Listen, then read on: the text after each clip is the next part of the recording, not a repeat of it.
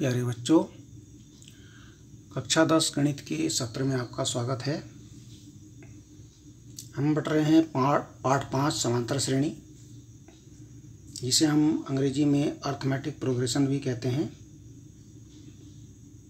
इसको शॉर्ट में एपी भी लिखते हैं, एपी।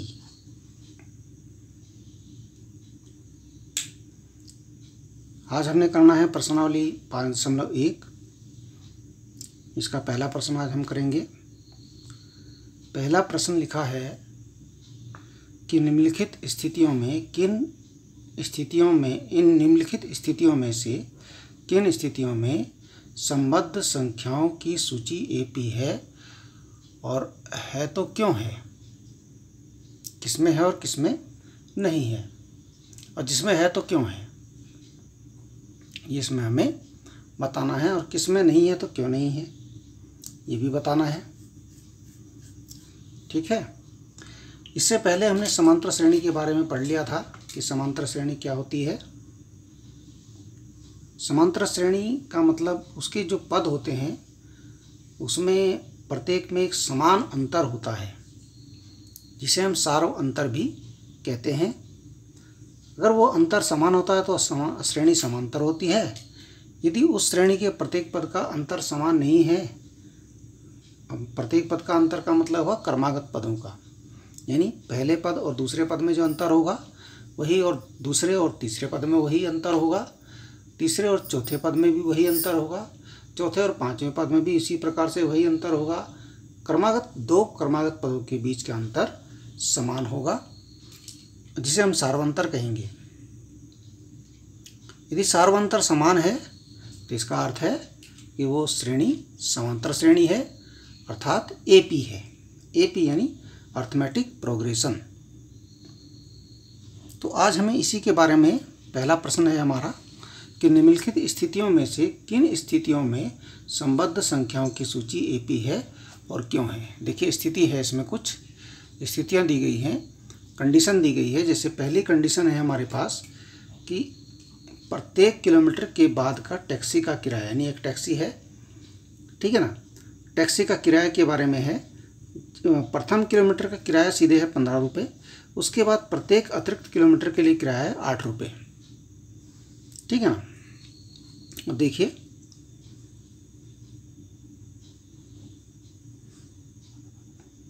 प्रथम किलोमीटर का किराया कितना है, 15 रुपये, ठीक है ना। अब उसके बाद अतिरिक्त किलोमीटर, यानी उसके बाद अगला जो किलोमीटर चला, यानी 2 किलोमीटर का किराया, 2 किलोमीटर का किराया,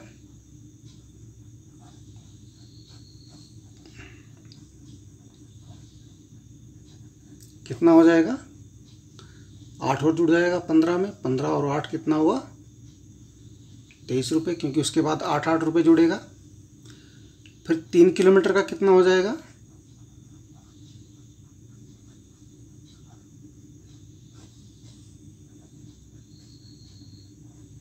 3 किलोमीटर का किराया कितना हो जाएगा, 23 हो गया था, 23 में और 8 जोड़ दीजिए, 31 रुपये।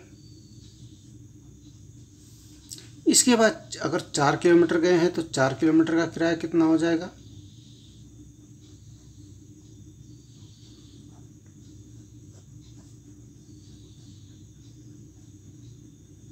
कितना हो जाएगा भाई, 31 है, 8 रुपये और जुड़ जाएंगे, देगा 39 रुपये। इसी प्रकार से आगे चलता रहेगा, ठीक है ना। तो एक आपको एक श्रेणी मिल जाती है संख्याओं की, रुपयों की, किराए की एक श्रेणी मिलती है। प्राप्त श्रेणी क्या बन जाएगी आपकी, प्राप्त श्रेणी है 15, फिर 23, फिर 31, फिर 39, इस प्रकार से आगे बढ़ती रहेगी, ठीक है ना। अब इस श्रेणी में देखिए कि प्रथम 2 क्रमागत पदों के बीच का अंतर क्या है, ठीक है ना। अब देखिए दो पदों के बीच का अंतर यानी सार्वंतर कितना है? सार्वंतर 23 में से 15 घटाया, दूसरे पद में से पहला पद घटाया, तो हमारा क्या मिला? ये बचा 8। उसके बाद फिर हमने 23 में 31 में से, इससे पहले वाला इसके बाद 31 है, 31 से पहले वाला 23 है, में से 23 घटाया, ये भी हमें क्या मिल गया? 8। फिर हम तीसरा जो 39 है उसमें से 31 घटाएंगे, ये भी मिल गया हमें 8। घटा रहे हैं सब 8 ही होता जा रहा है, ठीक है ना। ये समान है, यहाँ लिख सकते हैं सार्वअंतर समान है, सार्वअंतर समान है, अतः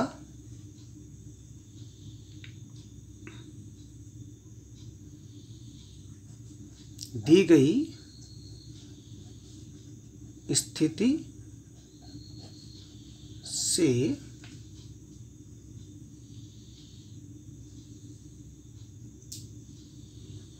संबद्ध संख्याओं की सूची क्या है? एपी है, ठीक है ना। जिसका प्रथम पद क्या है? प्रथम पद है 15 है, और सार्वअंतर कितना आया? 8 है। प्रथम पद 15 और सार्वअंतर 8 है। ये आपका आंसर हो जाएगा, ठीक है। सूची एपी है, पहली बात तो ये एक आंसर होगा, फिर प्रथम पद 15 और सार्वअंतर 8 होगा। ओके, अब देखिए दूसरी स्थिति क्या है। दूसरी स्थिति है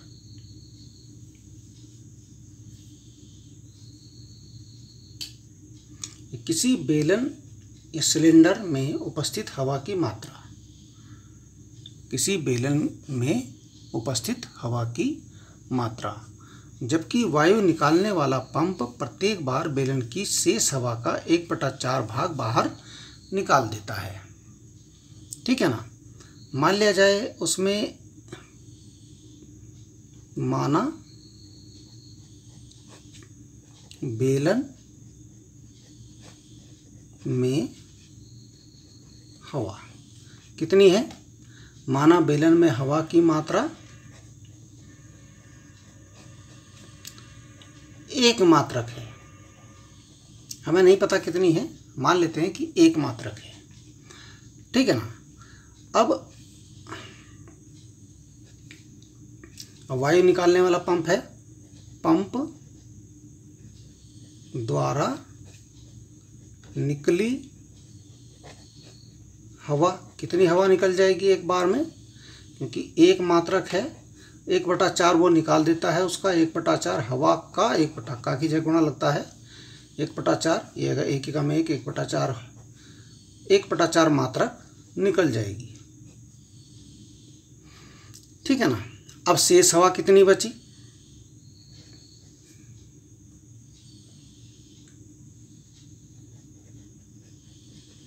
शेष हवा कितनी बच गई भाई?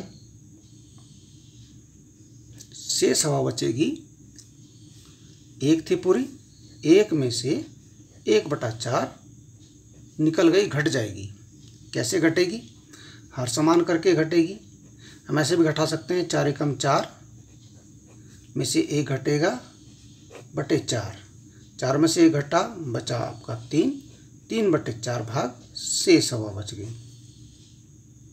ठीक है ना। पहले 1 थी, फिर 3/4 बच गई, है ना। अब पंप द्वारा पुनः यानी दोबारा निकली हवा कितनी निकलता है? शेष हवा का 1/4। अब शेष हवा कितनी है? 3/4, ठीक है ना। एक ये है, पहले ये थी, अब ये रही। अब शेष हवा है 3/4, तो 3/4 का 1/4 का की जगह गुणा 3/4 का 1/4।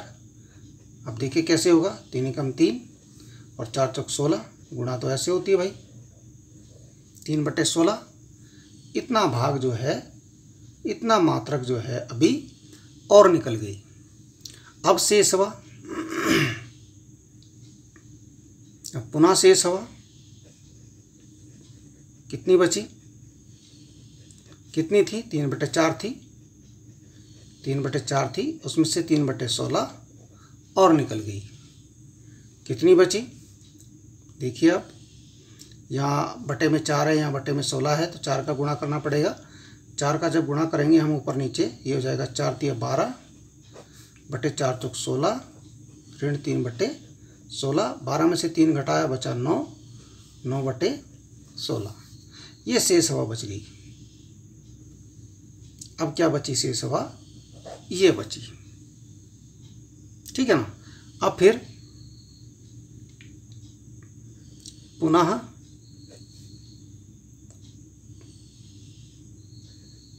पंप द्वारा निकली हवा, अब फिर से पंप निकालेगा। ये पहली बार निकाली, ये दूसरी बार निकाली, ये तीसरी बार निकाली, ठीक है। पुनः पंप से निकली हवा कितनी निकलेगी। अब इसमें शेष हवा कितनी है, 9/16 है। इसका का शेष हवा का 1/4, 1/4। अब देखिए गुणा होगी, 9 एकम 9 और 16 चौक 64। इतने मात्रक जो है और निकल गई।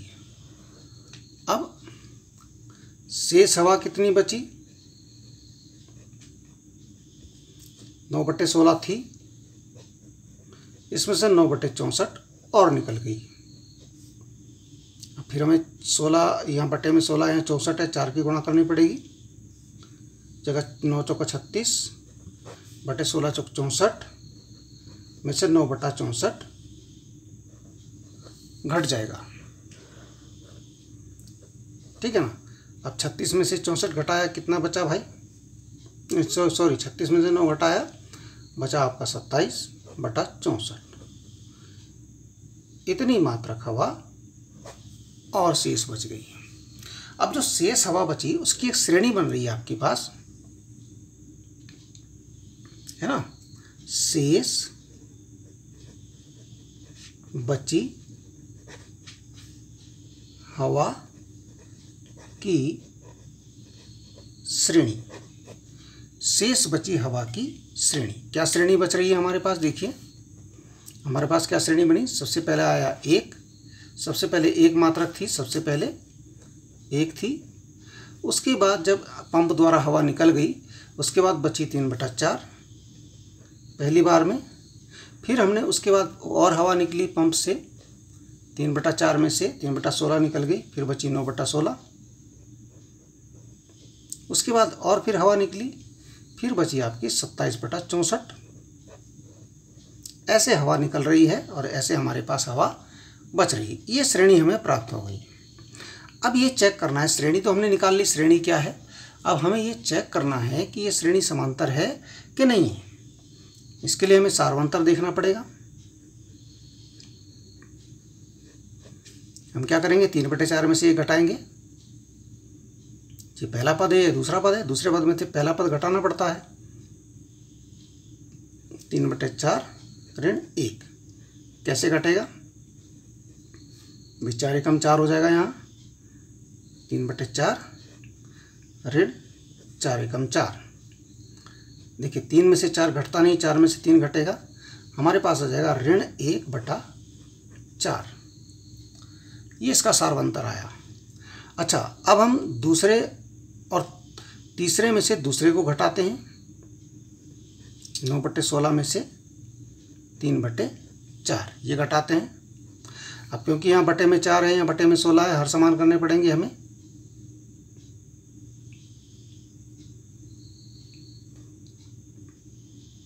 यहाँ हमें 4 का गुणा करना पड़ेगा, यहाँ भी 4 का गुणा करना पड़ेगा। हमारे पास आ जाएगा 9/16 ऋण 3 चौक 12 बटे 4 चौक 16। ये हमने 4 की गुणा करी हर समान करने के लिए, ठीक है ना। अब देखिए 9 में से 12 घटता नहीं है क्योंकि हर समान हो गया, अब आराम से घटा सकते हैं। अंश में से अंश, 12 में से 9 घटेगा, बचेगा 3 माइनस का बटे 16। अब हम यहाँ देख सकते हैं यहाँ जो सार्वंतर पहला आया, पहले और दूसरे पदों के बीच वो ऋण 1/4 आया, और दूसरे और तीसरे पद के बीच जो आया वो ऋण 3/16 आया, यानी सार्वंतर समान नहीं है। क्या लिखेंगे? यहाँ लिख सकते हैं आप सार्वंतर समान नहीं है, अतः यह एक एपी नहीं है। ठीक है ना, यह एक क्या नहीं है? एपी नहीं है, यानी समांतर श्रेणी नहीं है। ठीक है। इसके बाद एक कंडीशन और है, प्रत्येक मीटर की खुदाई के बाद एक कुआं खोदने में आई लागत प्रथम मीटर की खुदाई की लागत 150 रुपये है, और बाद में प्रत्येक मीटर की खुदाई की लागत 50 रुपये बढ़ती जाती है। अब यहाँ देखिए,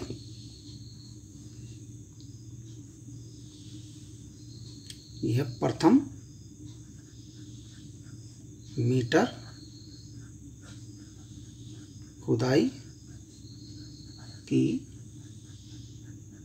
लागत कितनी आ रही है? 150 रुपये। ठीक है ना।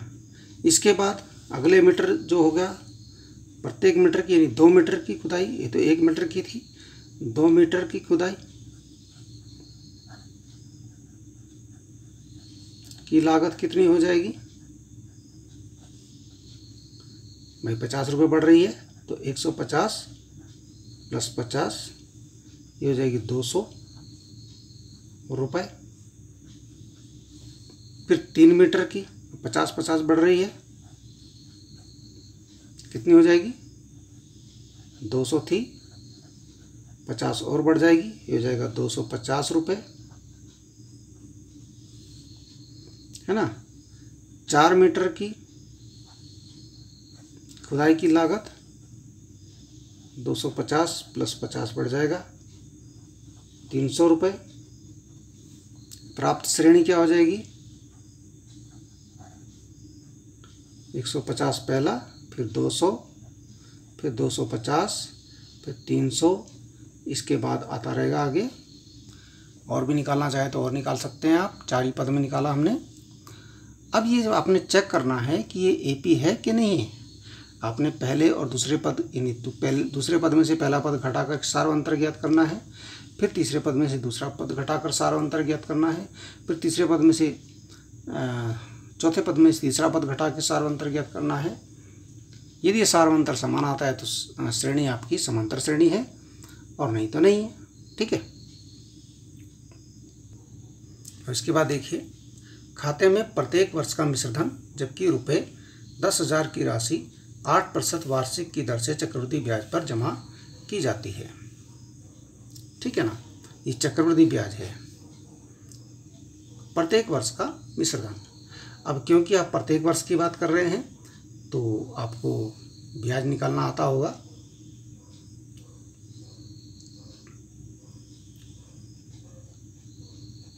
देखिए, यहाँ जो मूलधन है, जो शुरू में धन है, वो है आपका 10,000 रुपये। दर आपकी है 8% वार्षिक। ठीक है ना। अब प्रथम वर्ष का ब्याज क्या हो जाएगा?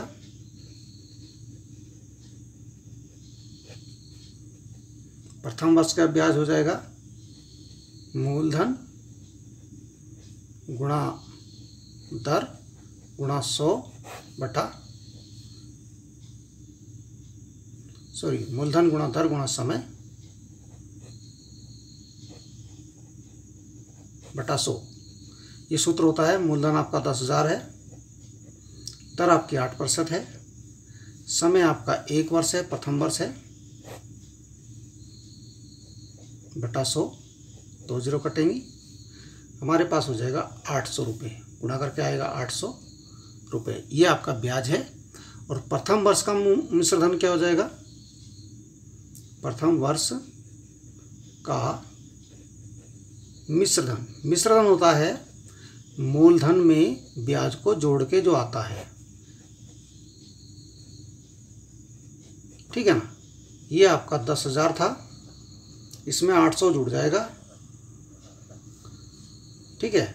हमारे पास हो जाएगा 10,800 रुपये, ठीक है ना। ये आपका पहला मिश्र धन आ गया। सबसे पहले तो ये था, इसके बाद ये आ गया आपका ये वाली रकम, इस श्रेणी में आएगा। अब देखिए बात करते हैं द्वितीय वर्ष का ब्याज। ब्याज होता है मूलधन गुणा दर गुणा समय बटे 100। अब क्योंकि ये चक्रवृद्धि ब्याज लग रहा है, यानी ब्याज के ऊपर जो मिश्र धन जो बना उसके ऊपर यहाँ, अब यहाँ जो मूलधन होगा, ये जो पहले इससे प्रथम वर्ष का मिश्र धन है, इसको हम मूलधन कहेंगे। ये हो जाएगा 10,800। इस पर ब्याज लगेगा। अब इस पर नहीं लगेगा, ये रकम तो पीछे रह गई, अब इस पर लगेगा, ठीक है ना। दर आपकी 8% ही है। समय आपका द्वितीय वर्ष की बात भी होगी, जब द्वितीय वर्ष हो या तृतीय वर्ष या चतुर्थ वर्ष एक ही होगा, एक ही रहेगा, ठीक है ना। द्वितीय वर्ष में भी एक ही वर्ष होता है, तृतीय वर्ष उसमें भी एक ही वर्ष होता है, ठीक है ना। क्योंकि प्रथम वर्ष का तो हो गया, द्वितीय मतलब दूसरा साल भी एक ही होगा, है ना। तो तीसरा साल भी एक ही होगा। तो द्वितीय वर्ष का ब्याज मतलब समय एक ही वर्ष रहेगा, ठीक है ना। अब ये 0 0 कटेगा। अब देखिए गुणा कर दीजिए, 8 8 64, 8 एकम 8, 864 रुपये आ गया।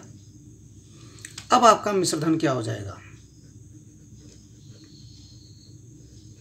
मिश्र धन हो जाएगा मूलधन प्लस ब्याज। मूलधन में ब्याज जुड़ जाएगा। मूलधन आपका है 10,800, इसमें 864 और जोड़ लीजिए, 4 6 8 8 16, 8 8 16 का 6 बचा 1, ये आ गया 11,664, ठीक है। ये आपका एक और मिश्र धन आ गया, द्वितीय वर्ष का मिश्र धन। अब यदि आप तृतीय वर्ष का निकालना चाहें, तृतीय वर्ष का ब्याज, पहले ब्याज निकालना पड़ेगा। तृतीय वर्ष का ब्याज क्या हो जाएगा? वही मूलधन गुणा दर गुणा समय बटे 100। अब मूलधन जो है वो आ जाएगा वही जो पहला मिश्रधन, जो इससे पिछले वर्ष का मिश्रधन था, वही यहाँ पर मूलधन का काम करेगा। दर आपकी वही 8% रहेगी, समय आपका एक ही रहेगा बटे 100। अब इसकी गुणा कर लीजिए, ये हो जाएगा आपका 8 चौक 32 का 2, 8 छक 48 और 3 51 का 1 हासिल 5, 8 छका 48 और 5 53 हासिल 5, 8 एकम 8 और 5 13 हासिल 1, 8 एकम 8 और 1 9, और ये बटे में 100 है। इससे दशमलव लग जाएगा 2 अंक बाद, यह आ जाएगा आपका 933.12 रुपये। इतने रुपए आपके ब्याज के होंगे। अब तृतीय वर्ष का मिश्रधन क्या हो जाएगा? मिश्रधन हो जाएगा मूलधन प्लस ब्याज। अब यहाँ क्योंकि मूलधन था 11,664 और ब्याज आया आपका 933.12, इसे जोड़ दीजिए। 0.12 तो पहले आ गए, अब इकाई से इकाई जोड़ दीजिए। 4 और 3 7, 6 और 3 9, 9 और 6 15 का 5, 1 का 1 2, और ये इतना रुपये आ गया। आप अपने आप भी कैलकुलेशन करें, इतना ही आता है कि कुछ और आता है, ठीक है। अब आपके पास श्रेणी क्या बन जाएगी, प्राप्त मिश्रधन की प्राप्त श्रेणी। जो मिश्रधन आपका आया, रकम जो आई, देखिए जो रकम आ रही है उस पर हमने टिक कर दिया है, उस रकम को ही लेना है। देखिए पहली रकम थी आपकी, सबसे पहले थी जो मूलधन था वो था सीधे 10,000 रुपये, तो प्रथम पद रह जाएगा 10,000। दूसरा पद जो होगा प्रथम वर्ष का मिश्रधन 10,800।